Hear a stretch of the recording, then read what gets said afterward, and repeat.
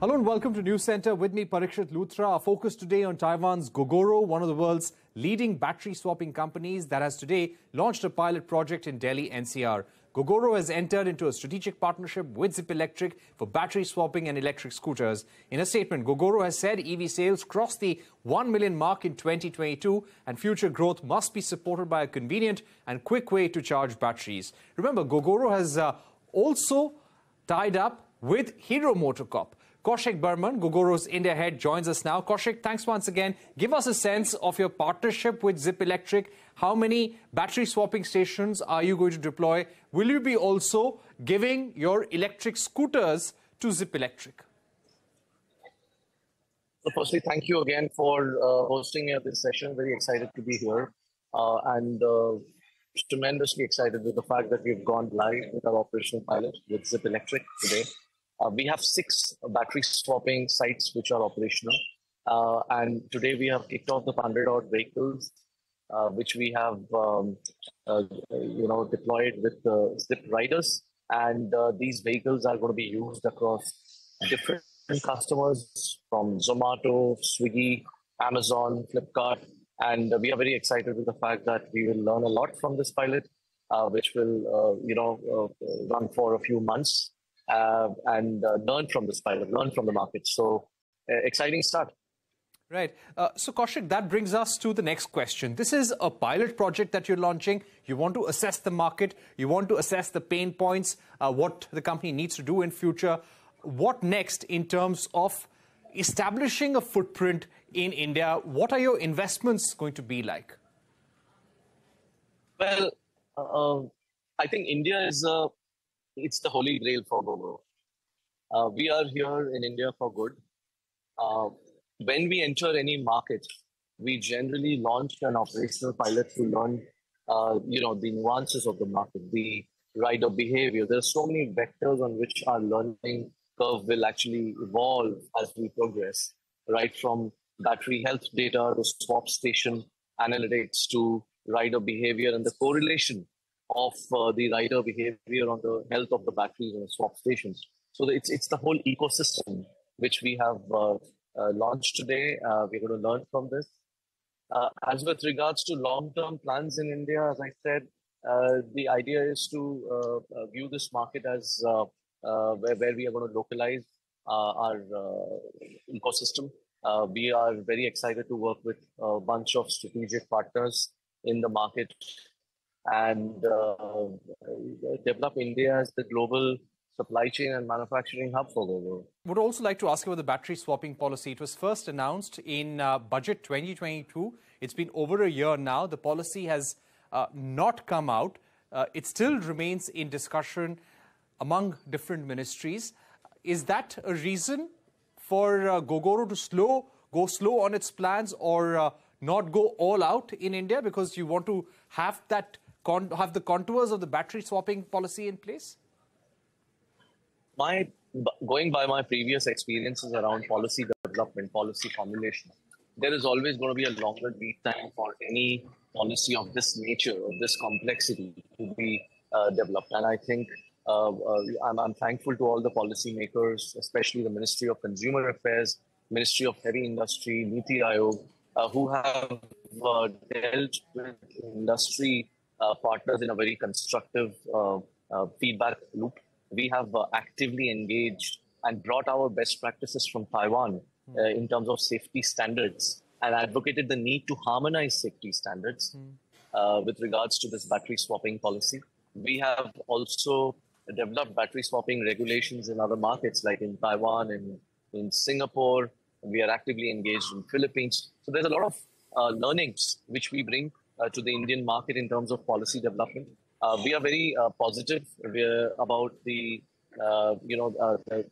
engagements and discussions that we've had with Ministry of Consumer Affairs. In fact, thankful to Minister Piyush Goyal and his entire team for being very open to hearing the feedback from Indian Battery Swapping Association partners, of which we are a part of. And we are very confident that objective policy is going to be launched soon, and that will benefit the entire industry, not just Gogoro. Kaushik, can you work in India without subsidies? Because the famed subsidy scheme comes to an end in March 2024. So, as I said, our business planning is always going to be across multiple scenarios. We think that in the long run, we have to stand on our legs without any subsidies. Subsidies are always a temporary runway. Having said that, there has to be a level playing ground between, EV makers who are selling vehicles along with the batteries for direct charging, and those, of those EV makers who are on the battery swapping, pathway. So, especially for battery swapping, the capex required to set up this whole swapping infrastructure is significantly high, and so therefore, our advocacy, our proposition to the government is that FAME 2 subsidies should be given to the battery swapping infrastructure providers. Right. So you're saying that you would need subsidy. The other point is policy certainty on swapping, on battery swapping, will only encourage international investors to look at India in a very, very positive manner, because there are a lot of international funds which are waiting to deploy capital towards battery swapping. So an objective policy that gives incentives to battery swapping operators is only going to get more foreign direct investment from international investors. Do you see lack of policy clarity in India when it comes to how the government wants to proceed with electric vehicles and the roadmap? I think the government of India has been, I would, reckon that the government of India has been extremely supportive of the EV adoption for all the reasons in terms of reduction in fossil fuel imports, which will have a positive impact on our currency reserves and all of that, right? The fiscal situation will be better. So I think the government of India has set the right momentum in terms of providing according FAME 2 subsidies, in also creating auto PLI incentives for electronics manufacturing that go into EV as one of the kind of sectors. So, but having said that, I think energy infrastructure incentives, especially clean energy infrastructure incentives, should be accorded, and that will drive more,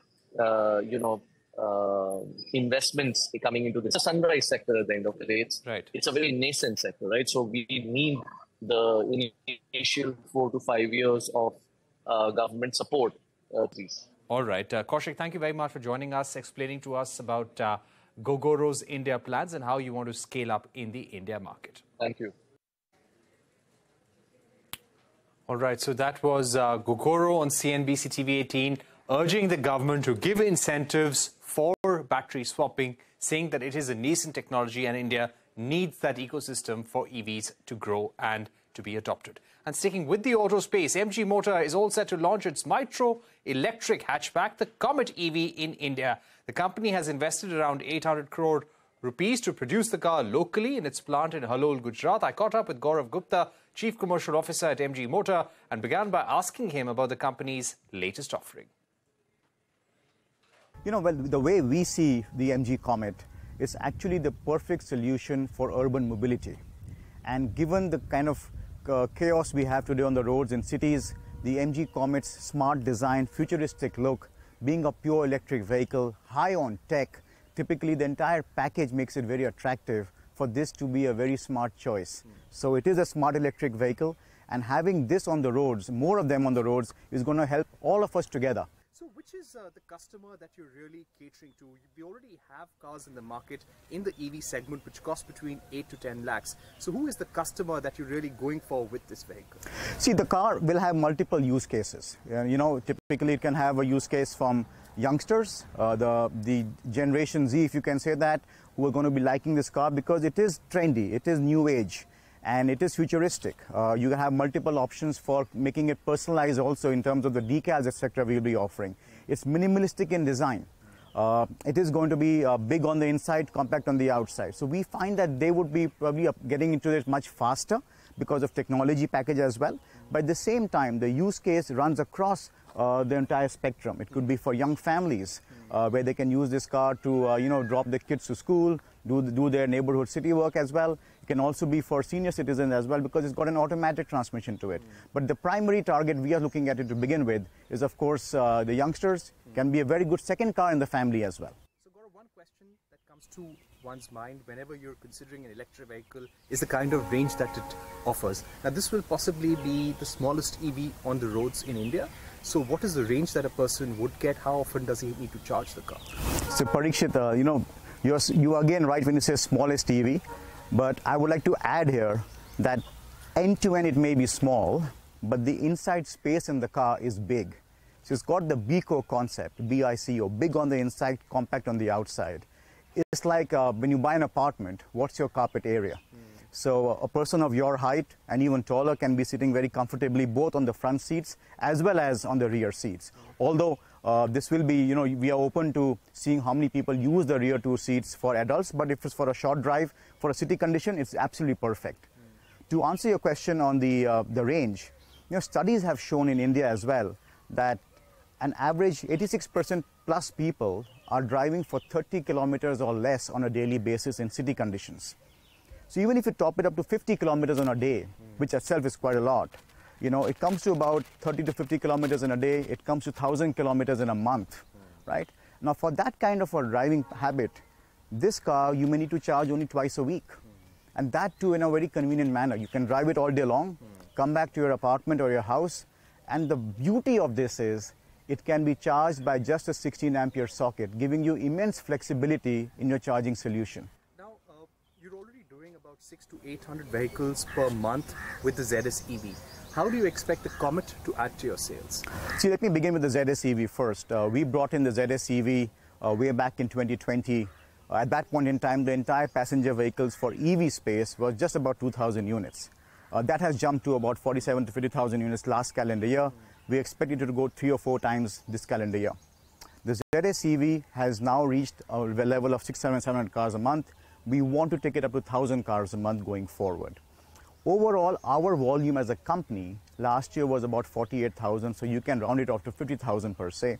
This year, we expect the volume to go up to 80,000 to 100,000 units overall. And the combined factor of ZS EV and MG Comet, we expect about 25 or 30% of our sales to be coming from electric vehicles.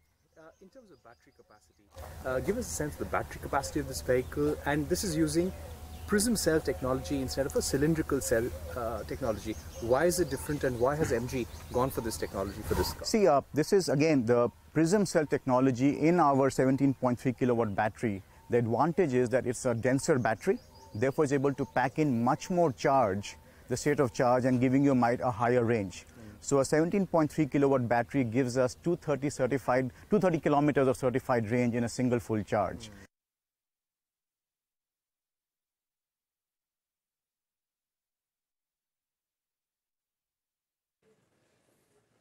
All right, so that was MG Motor betting big on the Comet, hoping to take their EV portfolio, EV sales to 30% of the total sales by the end of the year. We're going to take a short break, but on the other side, my colleague Ashmit Kumar speaks to Aruna Desai and Ashmit Garg of Swikar on the plea seeking legal sanctity for same-sex marriages in India. Stay tuned.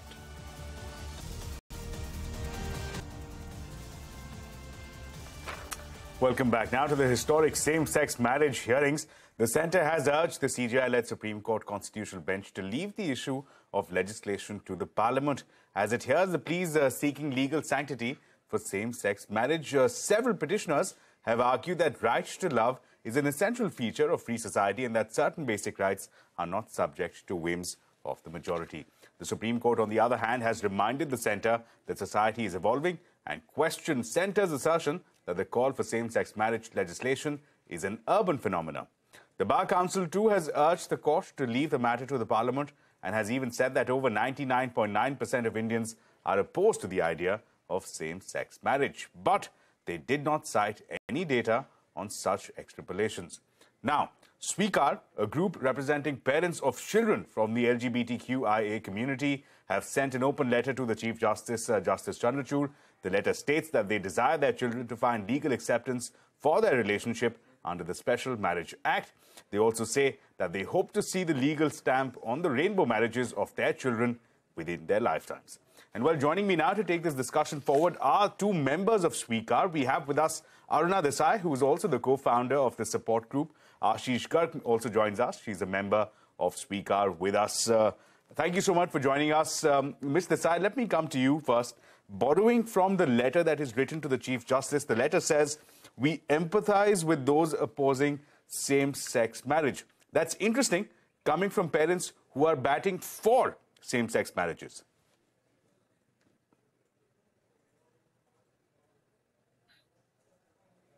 Yeah, I didn't get you. Ms. Desai, that question was for you, that it's an interesting assertion being made in the letter to the CJI. Yes. The question that I'm asking is that it's interesting that you say that you empathize with those opposing you, whereas you're batting for same-sex marriages. Mrs. Desai, for you. Yeah. So I just, that means, some of us also, some parents were there at that stage, because when their children came out, they never understood. They were into denial. So it took a lot of time for them also to understand.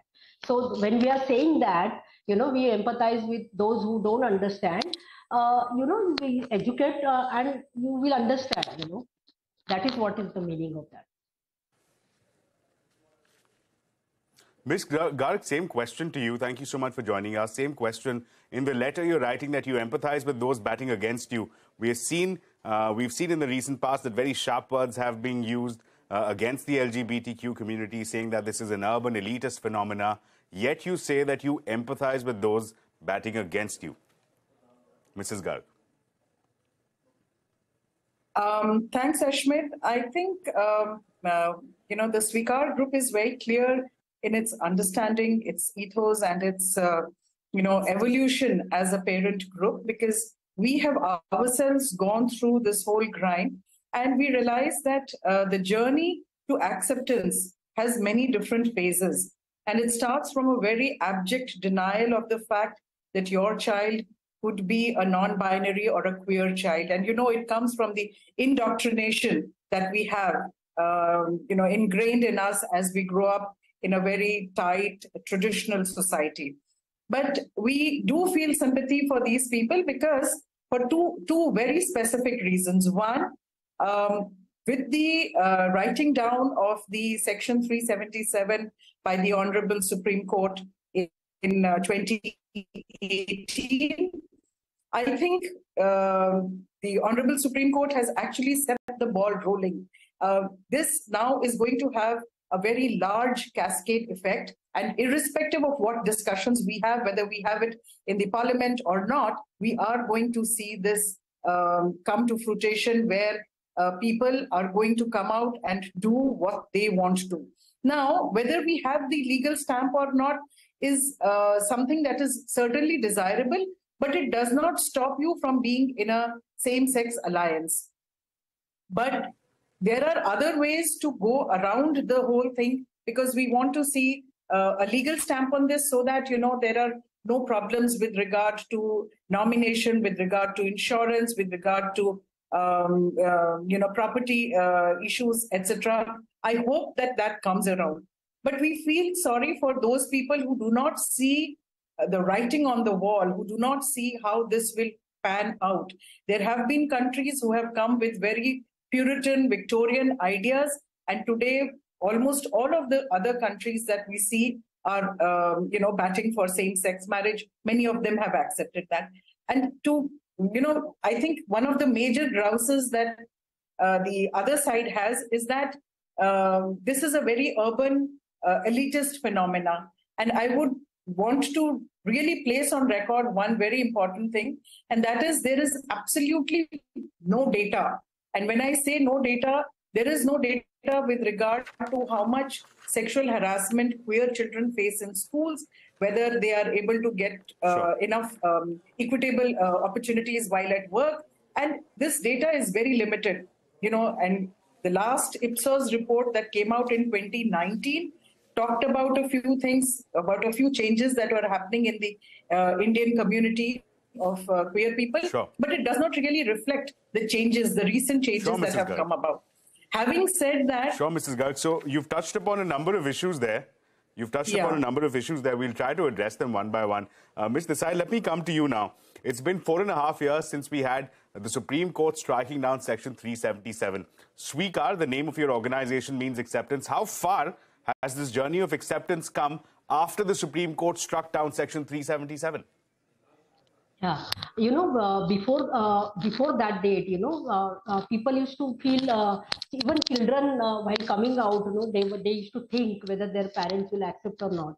But from that time onwards, children felt, comfortable in coming out. The year after that, when we had Pride, their children never had put mask on their face. They openly came out. So it became easy, and it became even for the parents. They understood that this is not a crime. Because Section 377, it was said that being gay is called criminal.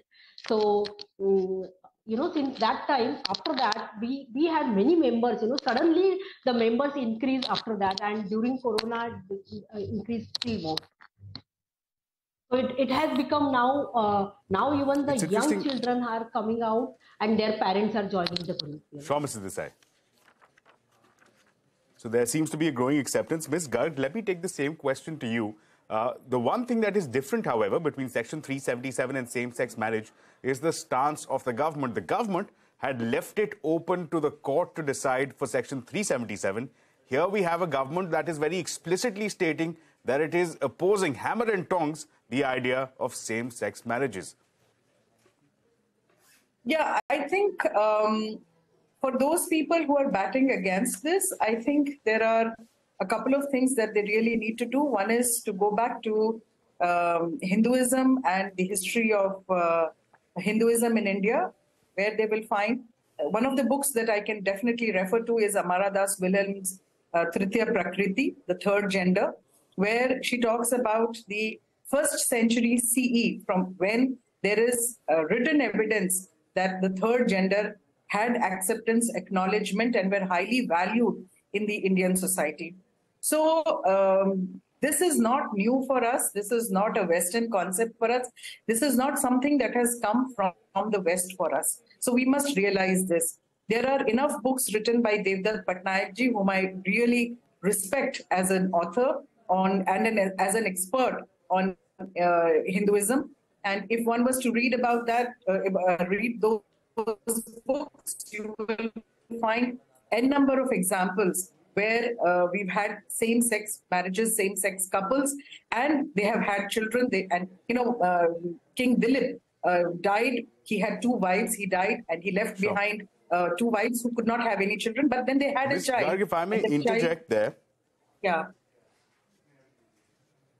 If I may just interject, what you're raising, of course, is the issue of need for more education. And that, in fact, I was speaking to one of the petitioners in this case, one of the leading lawyers in this case. The opinion that I got from that lawyer is that this Supreme Court judgment, in terms of granting the legal stamp without the conversations on the ground, without the education and communication on the ground, will not really amount to much. That's an apprehension that the lawyer had. Is that the same apprehension that you have, that the Supreme Court tomorrow may perhaps grant its approval, may grant its nod, but it may not get accepted on the ground? Is that an apprehension that you may have with respect to education and more communication?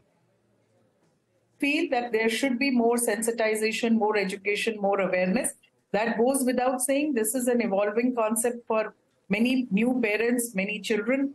But I also feel that with or without the acceptance, the legal stamp of approval, people will still continue to be in alliances. Of course, they may not have the legal stamp of marriage, but they will still go for it. Right, Mrs. Desai, Mrs. Garg, thank you so much for joining us and sharing your perspective. We hope to continue this conversation as the Supreme Court continues the hearing. The Supreme Court, of course, will continue hearing in this case. Tomorrow, 11 a.m. is when the 5-judge bench will resume hearing. But with that, it's a wrap on this edition of News Centre. More news and updates will continue right here on CNBC-TV18.